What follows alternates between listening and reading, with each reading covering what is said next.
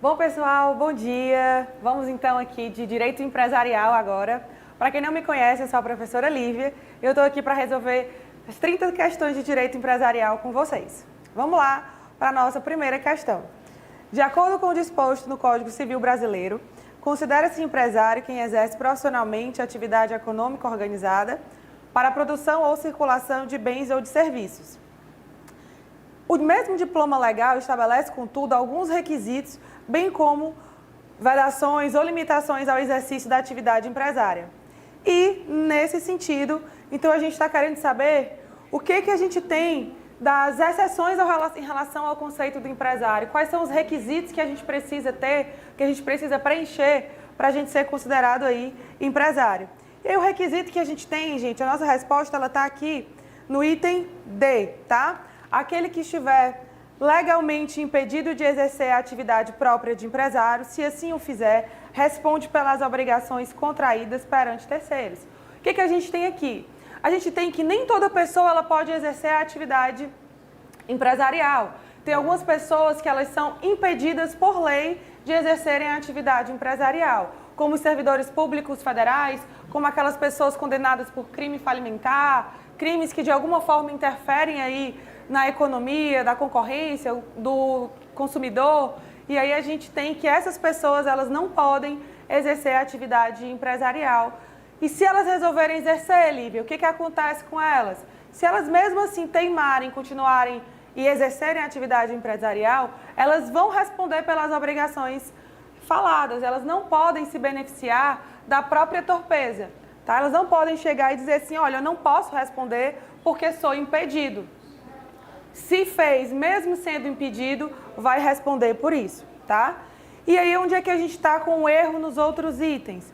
O item A diz, não se considera empresário aquele que exerça profissão intelectual ou artística, ainda que o exercício constitua elemento de empresa.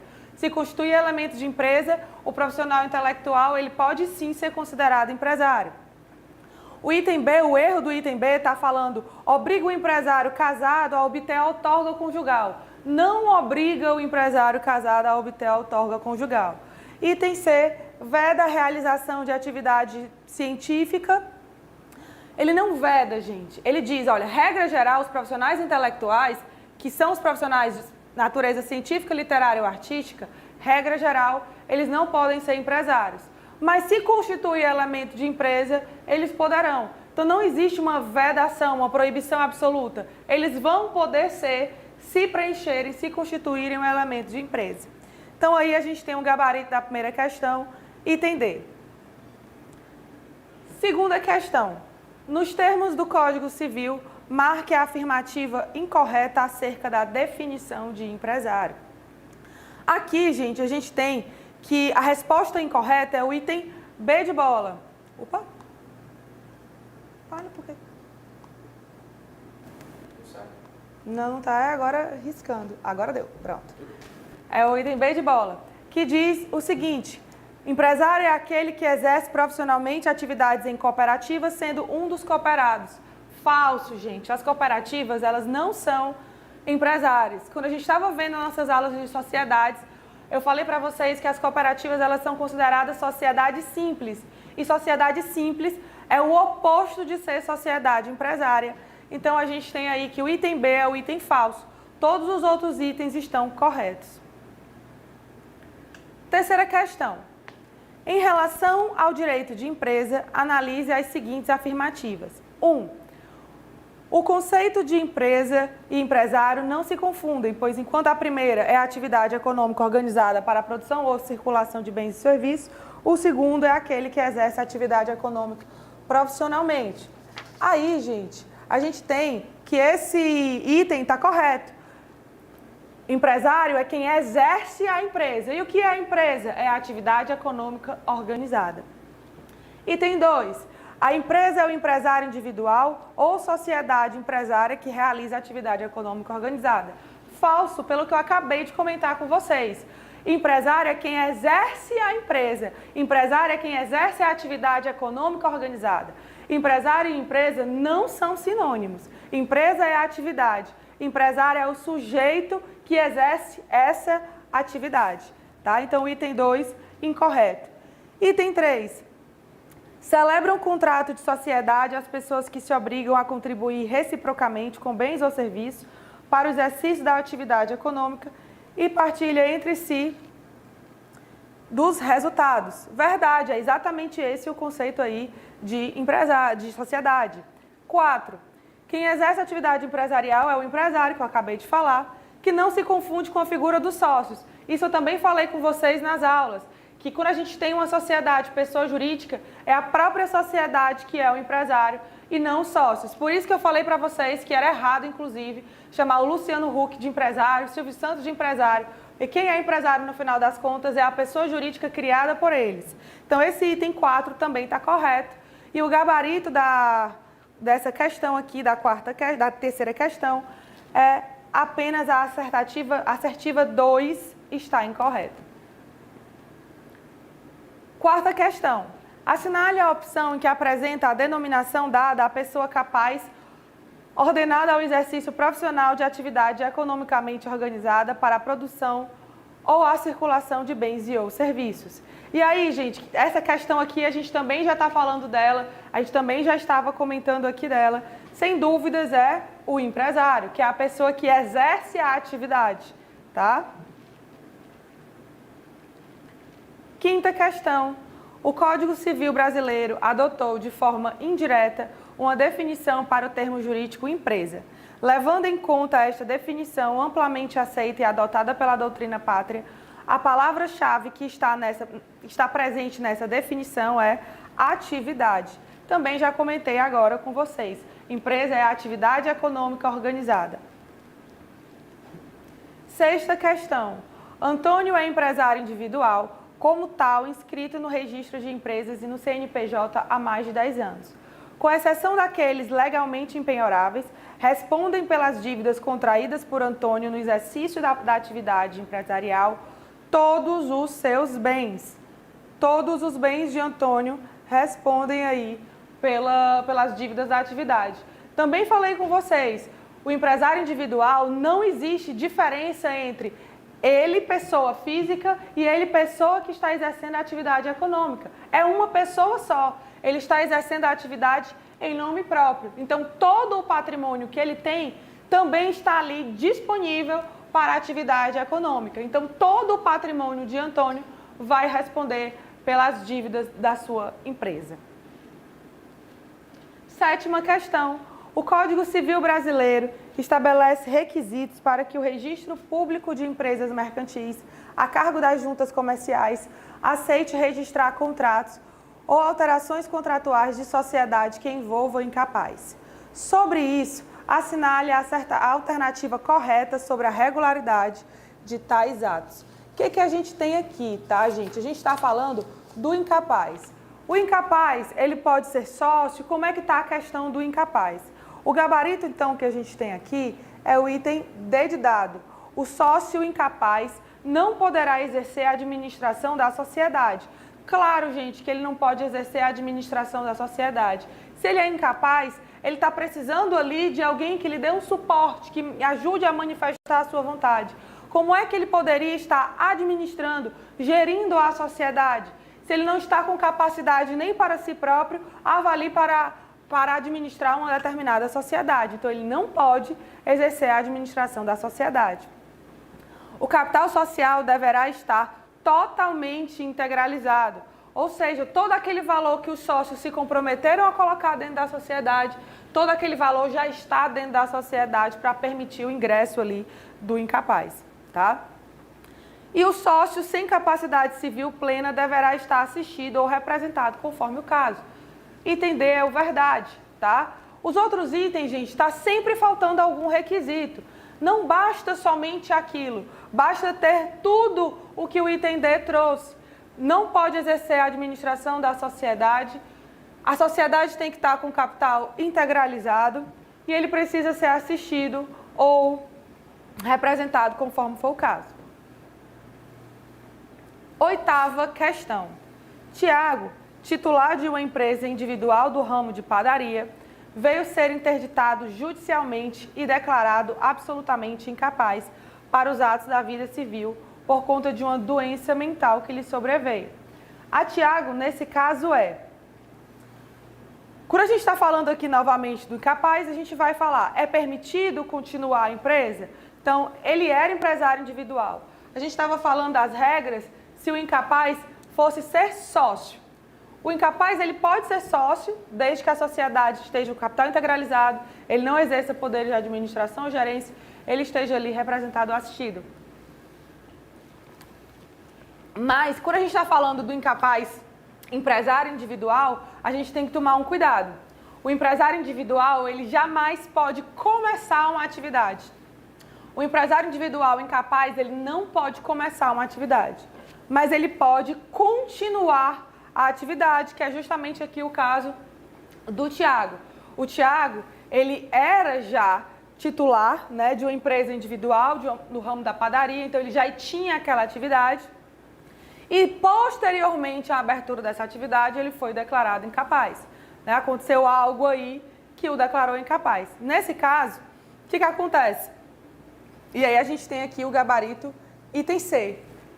É permitido ao Tiago continuar. Continuar é possível, por meio de seu representante, mediante prévia autorização judicial. Sempre que o incapaz ele for empresário individual, a gente vai precisar pedir a autorização do juiz para que aquele incapaz continue aquela atividade. Não é algo automático. Não é porque já era dele que ele vai poder continuar exercendo. Não era automático, certo? Então, é permitido continuar mediante prévia autorização judicial, que pode ser revogada. O juiz, a depender de novos fatos, ele pode revogar aquela autorização que ele deu para a continuidade da atividade. Essa revogação também é judicial, sem prejuízo dos terceiros, tá? Os terceiros, eles não ficam prejudicados. Bom, então o item A está errado por quê, Lívia? Porque está dizendo que não é passível de revogação. É sim, é passível sim de revogação. O item B diz que é vedado continuar a empresa. É possível. Se o juiz autorizar, é possível. E o item D, permitido continuar a empresa, independente de prévia autorização judicial.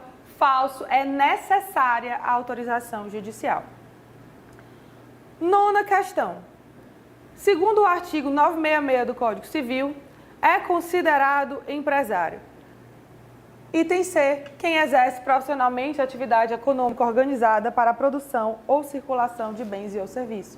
Isso, gente, é a literalidade do artigo 966. Décima questão. Em relação ao conceito de empresa e no tocante ao conceito de empresário, é correto afirmar. Gabarito, item B. Por exercício profissional da atividade econômica, o elemento que integra o núcleo do conceito de empresa há que se entender a exploração da atividade com finalidade lucrativa. Bom, gente, o que a gente está vendo aqui dentro dessas questões? Eles estão sempre relacionados ao conceito de empresa e empresário, porque a OAB ela tem cobrado esses conceitos para vocês. E ela cobra esse conceito de várias formas. Pode cobrar de uma forma direta, como a gente viu na questão passada, e pode cobrar de uma forma indireta, como a gente está vendo aqui nessa determinada questão. Que a gente está falando do conceito de empresa de uma forma indireta. Mas indiretamente está dizendo para a gente o quê? Empresa é a atividade organizada, tá? Bom, 11ª questão. Afrânio, empresário individual, foi submetido a exame por junta médica que atestou ser ele portador de grave esquizofrenia, qualificando-o como permanentemente incapaz de gerir seus próprios negócios. Por essa razão, o pai do empresário ajuizou um pedido de interdição, com o pleito de ser nomeado seu curador e gerir seus negócios da vida civil. Considerando a situação hipotética apresentada, assinale a opção correta. Aqui, gente, a gente também está falando da questão da incapacidade. O que o pai do Afrânio ele tem que fazer, tá? Para que o pai do Afrânio ele faça isso, ele vai ter que pedir judicialmente, certo?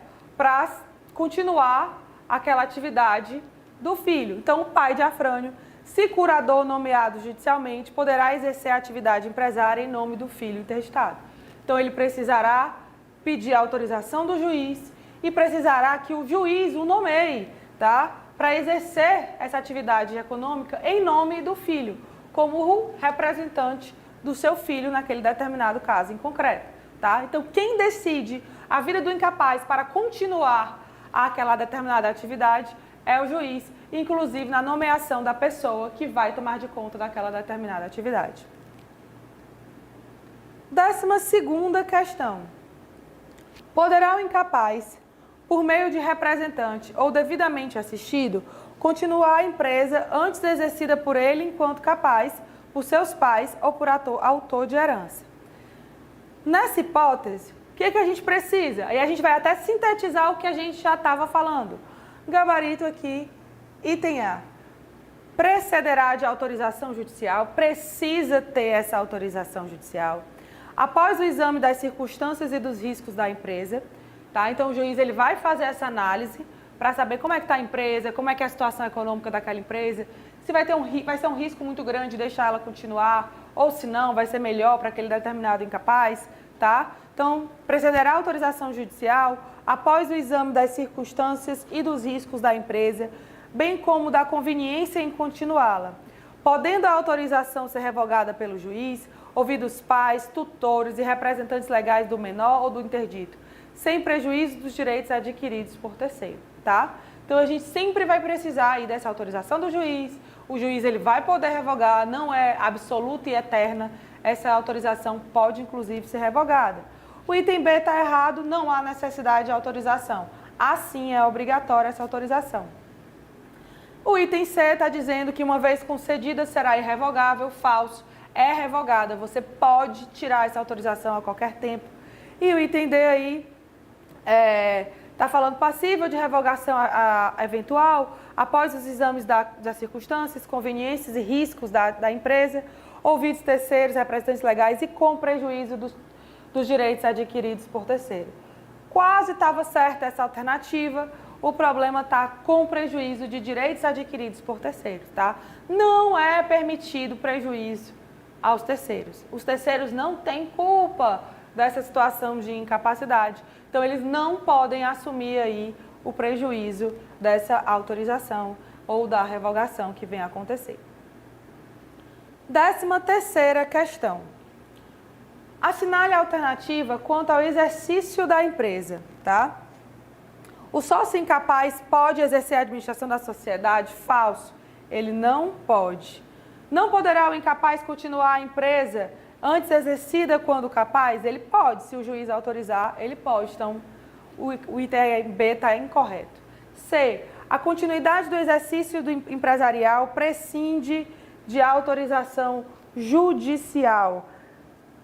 É imprescindível, gente, é imprescindível, é necessário, tá? Aqui a gente acaba confundindo muito o significado dessa palavra, mas quando a gente fala assim, a continuidade do exercício do empresarial do incapaz é necessário a autorização do judicial, então é imprescindível. E prescinde é o oposto de imprescindível. Então, seria justamente essa palavra que a gente tem como errada. Item D.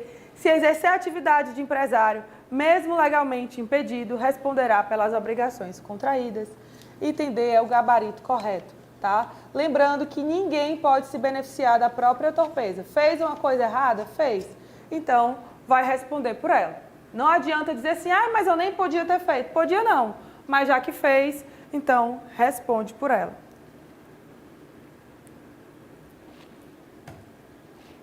14ª questão. Assinale a alternativa correta. O gabarito daqui, gente, a gente também já falou dele algumas vezes, que é o item D. Considere-se empresário quem exerce profissionalmente atividade econômica organizada para a produção ou circulação de bens ou de serviços. O item A.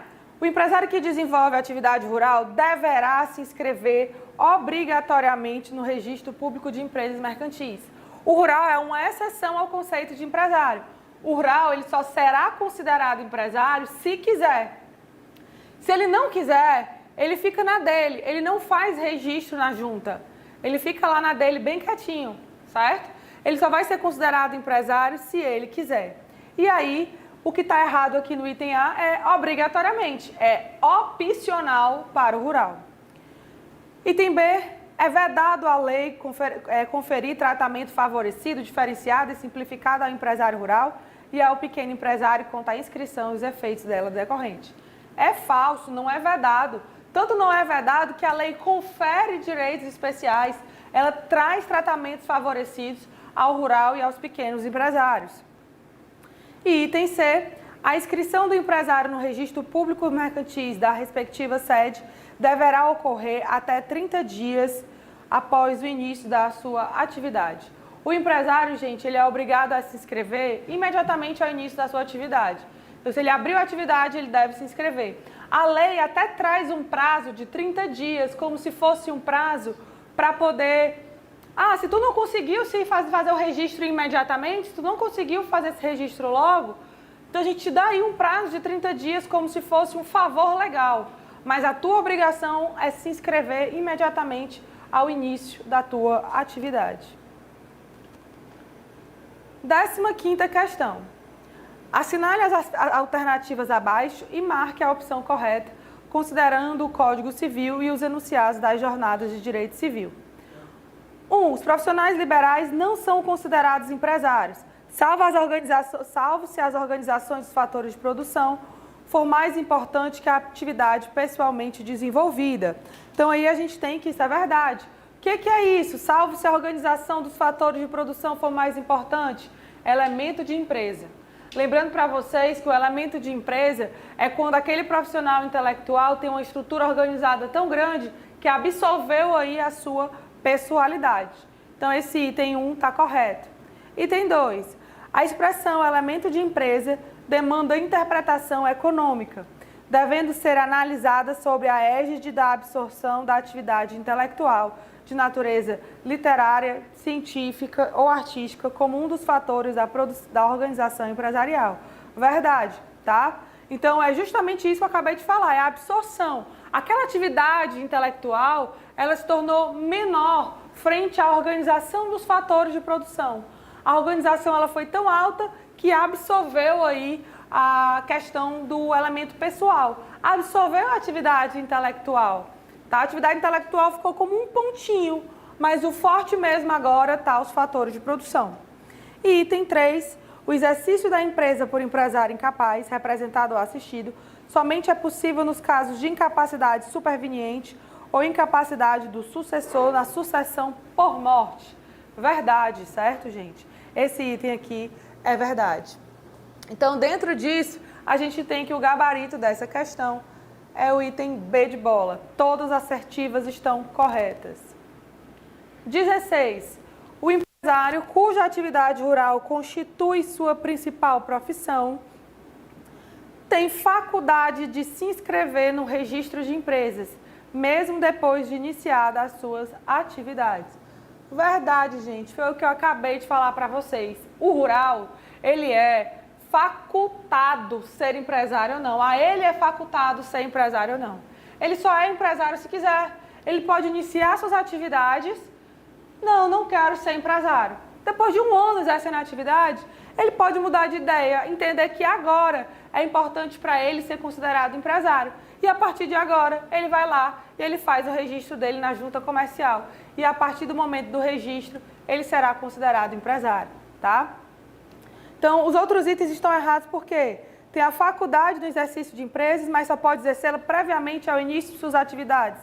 Falso. Ele pode iniciar e mudar de ideia lá na frente. B. Não tem o direito de se inscrever. Falso. Ele tem o direito, sim. Tem o dever de se inscrever? Não. É optativo, tá? 17ª questão. Em 4 de abril de 2014, João e Carlos firmaram, por escritura pública, o contrato social de uma sociedade limitada. No dia 10 de abril, no dia 10 do Brasil, operou-se a inscrição desse contrato no registro de empresas e no dia 15 de abril, a inscrição da empresa no Cadastro Nacional de Pessoa Jurídica. 10 dias depois, em 25 de abril, foi publicado no Diário Oficial a inscrição da empresa no CNPJ, vindo seu capital a ser integralizado somente no dia 30 de abril. mesma data em que iniciaram essas atividades.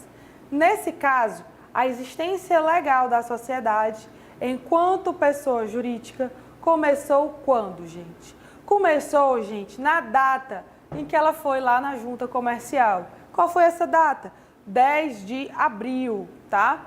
A data que conta, a gente tem que pensar o seguinte: quando foi que começou as atividades?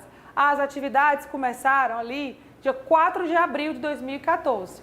6 dias depois, ele foi fazer o registro. E é isso que eu falei do favor legal que a lei faz ali com você, tá?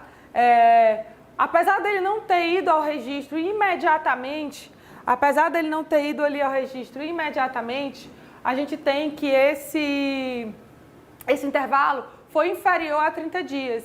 E se esse intervalo ele foi aí inferior a 30 dias, é como se você tivesse aí essa benesse que a lei te traz de você poder ter considerado seu registro desde o momento em que você foi ali à junta comercial em 10 de abril. 18ª questão. Sobre os atos de competência do Registro Público de Empresas Mercantis, denominado atualmente Registro Empresarial, a cargo das juntas comerciais, assinale a afirmativa correta. O item correto, gente, está aqui no item A. O registro compreende a matrícula dos leiloeiros, tradutores públicos e intérpretes comerciais, trapicheiros e administradores de armazém, bem como o cancelamento dela, tá, gente? É isso que a gente tem em relação à junta. A junta ela vai fazer o registro do empresário, né, o arquivamento dos atos empresariais, ela faz a autenticação de livros e ela também faz a matrícula desses profissionais aqui: leiloeiros, tradutores públicos, intérpretes comerciais, trapicheiros e administradores de armazém, certo? Isso aqui é uma das funções da junta comercial. 19ª questão. De acordo com a Lei 8.934 de 1994, a qual dispõe sobre o registro público de empresas mercantis e atividades afins, o nome empresarial obedecerá aos princípios da veracidade e da novidade. O nome empresarial, gente, ele tem que obedecer esses dois princípios. E o que significam esses dois princípios? O princípio da veracidade é que as informações que constam no teu nome empresarial, elas devem ser verídicas, elas devem ser verdade. Você não pode colocar informações no teu nome empresarial falsa. E o da novidade, a gente tem que o princípio da novidade, ele é que o nome empresarial ele tem que ser novo. Você não pode copiar o nome do coleguinha. Você não pode copiar o nome de alguém que você viu e achou bacana. O nome empresarial ele tem que ser novo. E novo não significa simplesmente igual. Ele não pode ser nem igual e nem parecido. 20ª questão. Sobre o nome empresarial, pode-se afirmar: no âmbito da junta comercial, serão aceitos os atos de empresas mercantis com nome igual, com nome idêntico ou semelhante a outro já existente. Falso, gente, falso. Acabei de falar para vocês. Princípio da novidade. O nome ele não pode ser nem idêntico e nem parecido com outro que já existe. 2. O nome empresarial obedecerá aos princípios da veracidade e da novidade. Verdade. Acabei de dizer isso para vocês. 3. A proteção do nome empresarial decorre automaticamente do arquivamento dos atos constitutivos de firma individual e de sociedades ou de suas alterações. Verdade, gente. Você fez o registro na junta comercial? Fez. A partir do momento que você fez, o nome empresarial ele é automático. Quando você vai fazer o registro na junta, inclusive, você já coloca qual é a opção de nome que você quer. A junta comercial ela te dá 3 opções de nome, a primeira, a segunda e a terceira. Porque se a tua primeira já tiver algum nome igual ou parecido, ela vai analisar a tua segunda opção e ali por diante. Então, o teu registro na junta comercial ele só vai ser deferido quando o teu nome estiver ok. Então, é automático. A proteção ao nome empresarial decorre automaticamente do arquivamento? Sim. Tu teve teu registro deferido, o teu nome empresarial está automaticamente protegido. Ninguém vai poder se utilizar dele sem a sua autorização. Item 4. O princípio da insignificância é aplicado ao nome empresarial. Falso, gente. O nome empresarial, ele é protegido constitucionalmente. A gente não pode usar o princípio da insignificância para algo que está lá, ó, dentro da Constituição Federal. O nome empresarial, ele é um direito personalíssimo do empresário. Então, não tem como a gente olhar para isso e dizer que é insignificante, porque não é. Então, gabarito correto, item C. 21ª questão. O adquirente do estabelecimento empresarial responde pelo pagamento dos débitos anteriores à transferência, desde que regularmente contabilizados. Por qual prazo continua o devedor primitivo solidariamente obrigado quanto aos créditos vencidos e os por vencer? Quando a gente está falando do estabelecimento comercial, de um adquirente do estabelecimento comercial, a gente está falando daquelas pessoas que estão praticando um contrato de trespasse. E o contrato de trespasse é justamente a alienação ou o aluguel de todo o estabelecimento comercial, de toda aquela estrutura ali montada. E eu disse para vocês já que quando a pessoa está vendendo o estabelecimento comercial, não significa que a partir do momento que ela vendeu, ela está livre, leve e solta, não tem mais obrigação nenhuma em relação àquilo que ela vendeu. Ela vendeu, mas ela vai continuar responsável pelas dívidas que existiam na época em que aquele estabelecimento era dela. Tanto a pessoa que compra fica responsável pelas dívidas do estabelecimento, livre, inclusive a antiga, sim. A gente vai já falar disso em outras questões mais na frente. Aqui a gente está olhando para a pessoa que está vendendo, o vendedor, que também é chamado de o devedor primitivo. Ele vendeu e ele continua responsável? Continua. Mas ele continua responsável por um determinado período. Que período é esse? 1 ano. Ele fica responsável por 1 ano. 1 ano de quando? Para os débitos vencidos, ou seja, aqueles que já eram para ter sido pagos e ainda não foram, ele fica responsável pelo prazo de 1 ano contado da data da publicação. O contrato de trespasse, ele tem que ser publicado na imprensa oficial. Depois dessa publicação é que se começa a contar o prazo de 1 ano para aquelas dívidas que já aconteceram na época dele, que já eram para ter sido pagas, mas ainda não foram. Só que a gente também faz muitas dívidas parceladas, que não paguei porque ainda não chegou a data de vencimento dela. Então, os créditos que foram feitos pelo vendedor, na época em que o vendedor era dono daquele estabelecimento comercial, ele também fica responsável pelos créditos que ainda vão vencer. E por esses créditos que ainda vão vencer, que a gente chama de créditos vincendos, ele vai ficar responsável por 1 ano da data do vencimento. Então, o gabarito correto aqui é o item C. 1 ano da data da publicação ou do vencimento. 22ª questão. Joaquim, tradicional padeiro, regularmente inscrito na junta comercial como empresário individual, vende seu estabelecimento para Manuel, que passa a exercer a atividade no mesmo lugar para a mesma clientela. No que se refere ao contrato de trespasse, o que a gente tem aqui? Vamos aqui logo para o nosso gabarito. Nosso gabarito caso Joaquim tenha créditos referentes ao estabelecimento transferido, a cessão de tais recebidos para Manuel produzirá efeito com relação aos respectivos devedores a partir do momento da transferência. Mas os devedores ficarão exonerados se, de boa fé, efetuarem os pagamentos a Joaquim. O contrato de trespasse, gente, ele só tem eficácia perante terceiros a partir do momento da publicação. Acabei de dizer para vocês que o contrato de trespasse ele precisa ser publicado na imprensa oficial. E ele só passa a ter efeitos perante terceiros a partir do momento dessa publicação, que seria quando todas as pessoas estão sabendo ali que aquele determinado contrato de trespasse aconteceu, tá? Bom, então a gente diz que perante os respectivos devedores, né, que a gente está acontecendo ali, a gente tem que aqueles determinados créditos que se tinha para receber, eles devem ser dados ali para a pessoa que comprou o estabelecimento. Mas isso somente após a publicação, tá? Antes da publicação, a gente não tem como exigir que essas pessoas tenham conhecimento desse determinado contrato. Mas essas pessoas que tinham que pagar esses créditos para esse estabelecimento, certo?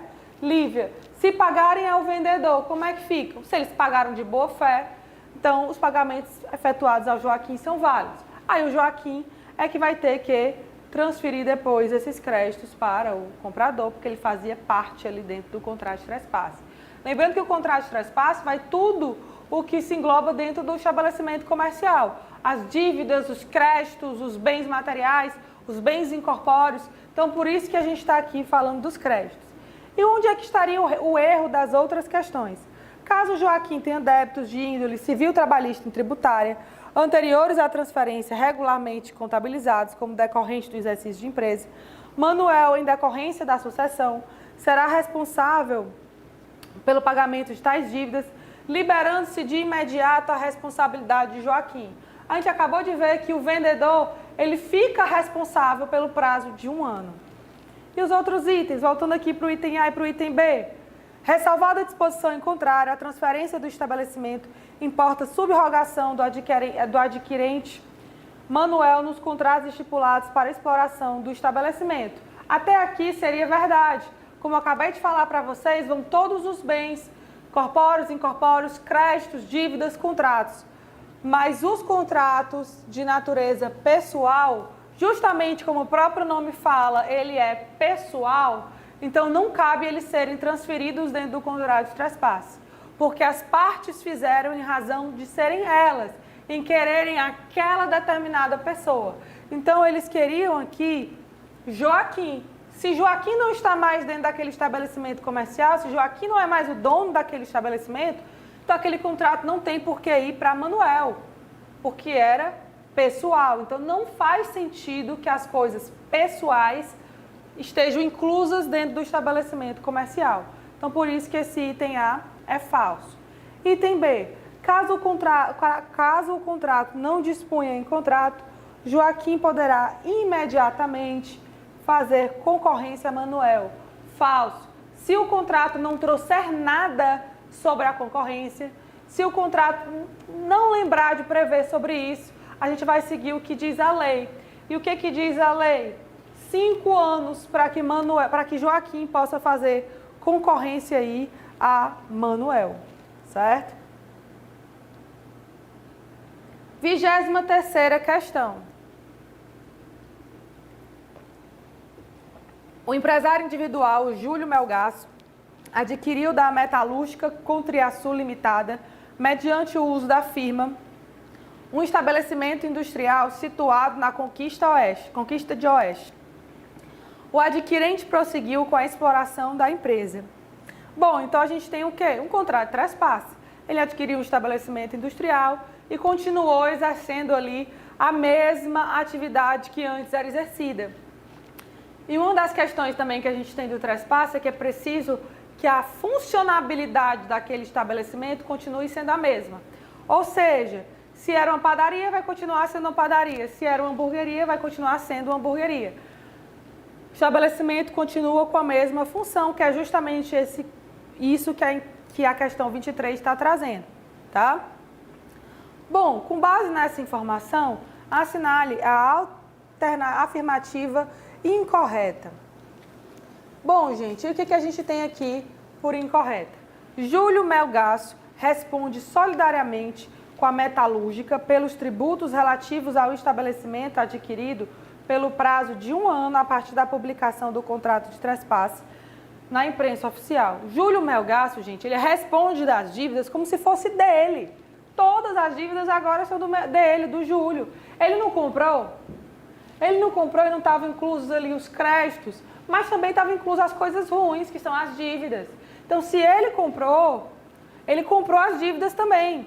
Tanto que quando você vai fazer um contrato de trespasse, você tem que olhar se é importante, na verdade, se é vantajoso para você fazer aquele determinado contrato de trespasse. Porque pode ser que tenham tantas dívidas que não compense. Porque você, quando está comprando aquele estabelecimento, você assume as dívidas. Você assume todas as dívidas contabilizadas. Aquelas dívidas, ó, passam a ser suas.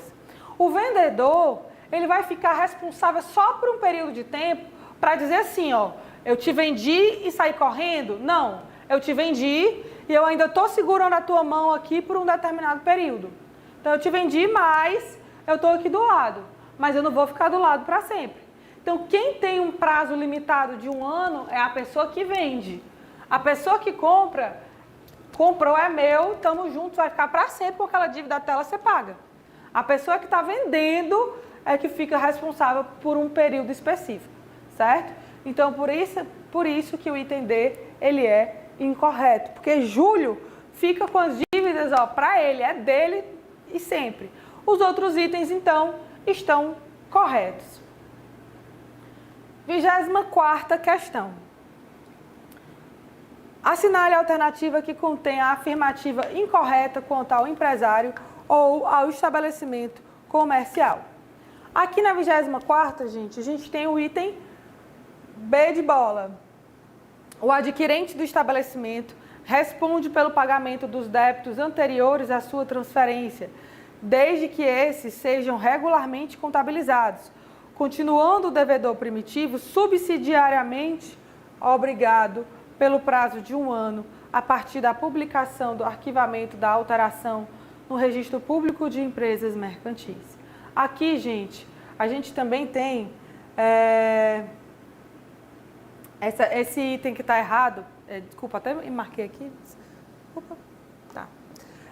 O que a gente tem aqui nesse item, tá? O adquirente do estabelecimento responde pelos débitos anteriores? Responde, certo? Então, a pessoa que está comprando, como eu acabei de falar, é sua, está comprando sabendo. Vai responder por todos os débitos que estejam contabilizados. Então, precisam que aqueles débitos estejam realmente contabilizados, porque a pessoa consegue olhar e dizer assim, realmente, apesar de ter essas dívidas, eu quero comprar. Então, ela só responde pelos débitos contabilizados.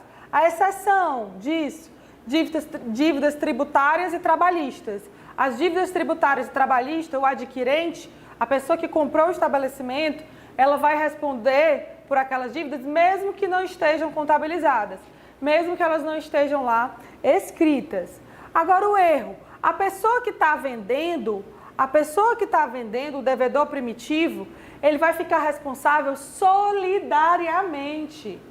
Não é subsidiariamente, ele fica responsável solidariamente. Então, a gente tem aí que o gabarito da 24ª, item B de bola, e os outros itens, então, estão corretos. 25ª questão. A partir da previsão contida no artigo 1143 do Código Civil, segundo o qual pode o estabelecimento ser objeto unitário de direitos e de negócios jurídicos translativos ou constitutivos que sejam compatíveis com sua natureza, é possível afirmar que tal instituto tem natureza de universalidade de fato. Isso aqui, gente, o que a gente tem? Estabelecimento comercial. O estabelecimento comercial, ele é considerado uma coisa só. Eu faço um contrato como se eu estivesse fazendo um contrato de uma coisa só. Só que dentro desse contrato tem uma série de outras coisas, como tem os bens móveis, imóveis, corpóreos, incorpóreos, créditos, dívidas, contratos. Mas é como se ao invés de eu olhar para essa cadeira, para esse computador, para essa lousa, olhar para as coisas individualmente, eu olho como se fosse uma coisa só. É igual a gente sabe, por exemplo, do universo. Quando a gente está olhando para o universo, a gente sabe que o universo não é uma coisa só. Quando a gente diz, o universo inteiro, a gente sabe que não é uma coisa só. A gente sabe que tem os planetas, etc, etc, a lua, o sol. Então a gente sabe de tudo que está ali dentro daquele universo, que não é uma coisa só. Mas quando a gente está falando dele, quando a gente fala universo, a gente está se referindo a ele como se fosse uma coisa só, com tudo aquilo que está dentro dele. Então, o contrato de trespasse, então, ele é assim. Ele vê o estabelecimento comercial como uma coisa só. Bom, e aí dentro disso, como a gente vê várias coisas pequenas como uma coisa só, a gente tem uma universalidade. E essa universalidade é uma universalidade de fato, porque é o próprio empresário, na vida prática dele, na vida fática dele, que ele diz o que entra e o que não entra dentro do estabelecimento comercial. E isso aqui, gente, as provas adoram cobrar. universalidade de fato. O estabelecimento comercial, ele é visto como uma universalidade de fato. 26ª questão. Referente à alienação do estabelecimento, examine as assertivas seguintes. A gente tem aqui que apenas o item 1 é correto.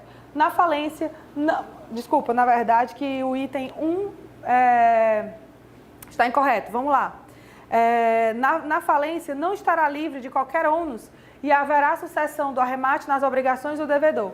Falso. Quando a gente compra um estabelecimento comercial dentro de um processo de falência ou dentro de um processo de recuperação judicial, a pessoa que está comprando aquele estabelecimento novinho em folha, sem nenhuma dívida, o que acaba sendo muito vantajoso você comprar um estabelecimento comercial dentro de um processo desses, tá? Você compra com a segurança de que você não leva nenhuma dívida, nem as dívidas trabalhistas e nem as dívidas tributárias.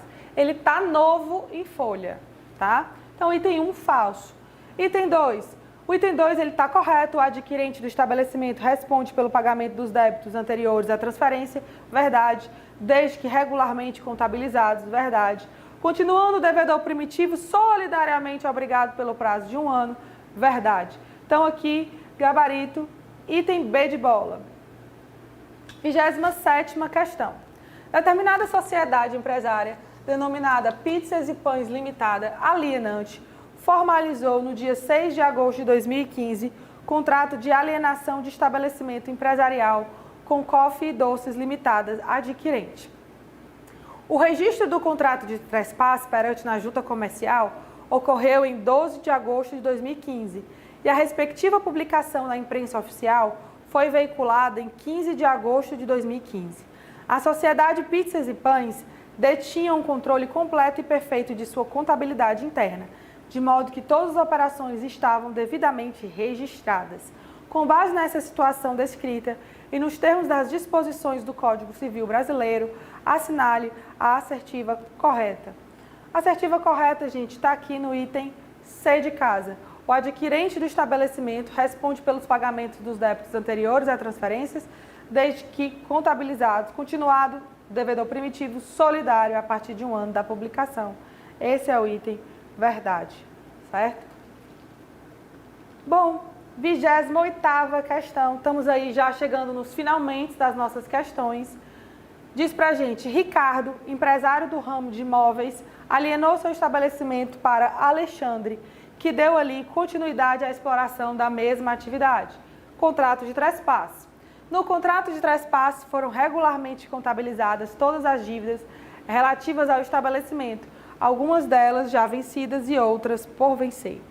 Nesse caso, gente, Ricardo, tá? O vendedor, e a gente já está falando disso várias vezes, vendo que as provas elas se importam muito de como é a responsabilidade do vendedor, porque normalmente a gente tem uma mania de achar que a pessoa vendeu e está ali, ó, 100% livre, não tem mais nenhuma obrigação, o que é falso. A pessoa vendeu, mas está ali do lado por um determinado período para poder responder ali por aquelas dívidas. Então, gabarito D de dado responde solidariamente com Alexandre durante determinado prazo por todas as dívidas anteriores à transferência do estabelecimento. Verdade. 29ª. Acerca da disciplina jurídica do estabelecimento empresarial, assinale a afirmativa correta. A. Uma cláusula contratual que permita o restabelecimento do alienante do estabelecimento empresarial nos 3 anos é lícita e mais benéfica ao alienante do que a inexistência de cláusula contratual a esse respeito. Isso aqui, gente, é válido. Por quê? O contrato de trespasse, ele traz para a gente a possibilidade de as partes negociarem como é que elas querem tratar a questão da concorrência. As partes, elas devem ser livres para decidir. Se a pessoa que está comprando disser para a pessoa que está vendendo, olha, não tem problema não, tu pode abrir agora um estabelecimento concorrendo com o meu, não tenho medo da concorrência não. Pode fazer isso? Pode. O contrato ele é livre para prever o que quiser em relação à concorrência. Mas, às vezes, as partes esquecem de prever sobre isso. Então, na omissão, a gente tem que a lei diz o seguinte, olha, se o contrato não trouxer nada sobre isso, a gente está dizendo aqui, então, a lei está dizendo que a pessoa que está vendendo não poderá fazer concorrência com a pessoa que está comprando pelo prazo de 5 anos.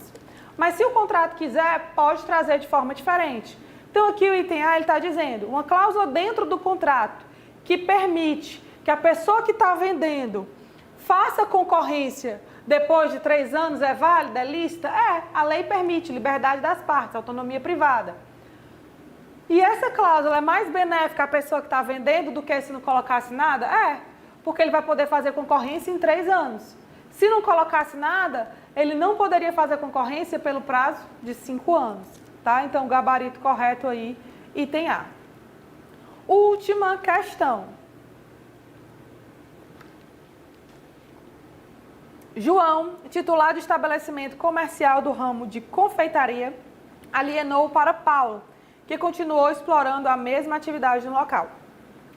2 anos depois da transferência, João decidiu alugar o imóvel vizinho, no qual estabeleceu nova confeitaria, passando a competir diretamente com Paulo. Nesse caso, e considerando que o contrato de trespasse nada previa acerca da proibição de concorrência, é correto afirmar que, na omissão do contrato, João não poderá fazer concorrência a Paulo nos 5 anos subsequentes à transferência do estabelecimento. Esse aqui é o item correto, que eu acabei de comentar com vocês. Por 5 anos, se não tem nada no contrato, esse é o prazo que o vendedor vai ter que esperar para poder abrir uma outra empresa no mesmo ramo daquela que ele vendeu, certo? Bom, gente, então aqui a gente termina nossas 30 questões da aula desse sábado. Eu espero aí que vocês tenham gostado, que tenham entendido. E qualquer coisa, falem comigo que a gente tira aí as dúvidas de vocês. Tchau, tchau, gente. Agora vocês vão continuar com a próxima disciplina de Direito Constitucional.